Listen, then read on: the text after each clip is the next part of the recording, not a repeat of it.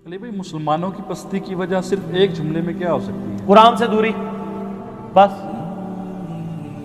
सही मुस्लिम में हदीस है, हज़रत उमर कहते हैं कि नबी अलैहिस्सलाम को मैंने खुद मिंबर पे ये बात कहते हुए सुनी थी कि अल्लाह ताला इस किताब की वजह से लोगों को उरूज देगा, कौमों को, और इस किताब की वजह से ज़वाल देगा। किताब को छोड़ दो। सूरह फुरकान में आता है ना कि आयत नंबर 30 में कि क़यामत दिन नबी अलैहिस्सलाम शिकायत करेंगे, वक़ाल रसूल या रब्बी इन्न क़ौमी इत्तख़ज़ू हाज़िल क़ुरआन महजूरा, अल्लाह मेरी कौम ने कुरान को पुश्त के पीछे डाल दिया। तो कुरान से दूरी असल वजह है। इसी को डॉक्टर इकबाल ने शेर में कहा है ना, वो ज़माने में मुअज़्ज़ज़ थे मुसलमान होकर और तुम खार हुए तारिक कुरान होकर। कुरान को छोड़ने का मतलब ये नहीं कि कुरान की तिलावत छोड़ दी है।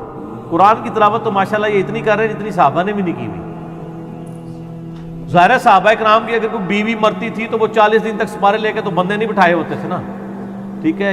इनके जो कुरान की तिलावतें तो सहाबा को शर्मिंदा कर दें, जो कुछ इन्होंने कुरान के साथ तिलावतें की हैं। कुरान को छोड़ने का मतलब है उसकी तालीमात को पसे पुश डाल दिया।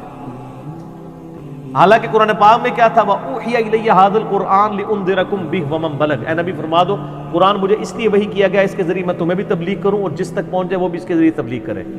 हमने मुर्दे बख्शवाने का जरिया बना लिया इसे। हालांकि इस तरीके से कोई बख्शिश नहीं होनी है जब तक एक बंदे ने पूरी जिंदगी कुरान खोल के नहीं पढ़ा इसमें लिखा क्या हुआ है, उसके मरने पर आप 40 हाफ़िज़े कुरान ला के उस पर सपारे पढ़वाते रहेंगे तो उसे क्या फायदा होना है। तो मुसलमानों की पस्ती की एक वजह वन लाइन में अगर बयान की जाए तो वो ये है कि मुसलमानों ने कुरान को पीठ के पीछे डाल दिया। बस कुरान को छोड़, आज कुरान को पकड़ ले। और जो गदीर खुम पे हदीस है, सही मुस्लिम में ऊपर तले 4 हदीसें हैं, 6225 से 6228 तक। अपनी वफात से तकरीबन 2-2.5 महीने पहले खुतबा दिया आप सल्लल्लाहु अलैहि वसल्लम ने फरमाया, आगाह हो जाओ मैं भी एक इंसान हूँ, करीब है कि अल्लाह का कासिद यानी मौत का फरिश्ता मेरे पास आए और मैं उसकी दावत को कबूल कर लूँ। मैं अपने बाद तुम में 2 चीज़ें छोड़ के जा रहा हूँ भारी। उनमें से पहली चीज़ अल्लाह की किताब है, इसमें हदायत है, इसमें नूर है, ये अल्लाह की रस्सी है, जो इसको पकड़ेगा हदायत पे होगा, जो छोड़ देगा गुमराह हो जाएगा। तो ये आप अलैहिस्सलाम खुद फरमा रहे हैं अल्लाह की रस्सी वअतसिमू बिहब्लिल्लाहि जमीअन वला तफर्रकू। और दूसरी चीज़ मेरे अहले बैत हैं, उनके मामले में मैं तुम्हें अल्लाह का खौफ दिलाता हूँ कि उनके साथ उसने शुरू करना। तो कुरान अल्लाह की रस्सी, कुरान हदायत के लिए, कुरान जो है वो गुमराही से बचने के लिए कुरान को पकड़ना, सब कुछ चीज़ ताना बाना है ही कुरान के गिर्द है। कुरान को पसे कुछ डाल दिया तो वन लाइन जुर्म मुसलमानों का, और ये जुर्म इज्तमाई जुर्म है। और ये यहां तक जुर्म रहता ना कि कुरान को छोड़ दिया तब भी मैं कहता चलो यार कोई इतना बड़ा जुर्म नहीं है। उल्टा ये कहना शुरू कर दिया कुरान और हदीस डायरेक्ट ना पढ़ो गुमराह हो जाओगे। सर कोई यहूदी आपको आके मिंबर पे कहे ना कुरान और हदीस डायरेक्ट ना पढ़ो गुमराह हो जाओगे, हम कहेंगे अल्लाह का दुश्मन है इसलिए मैं कह रहा है।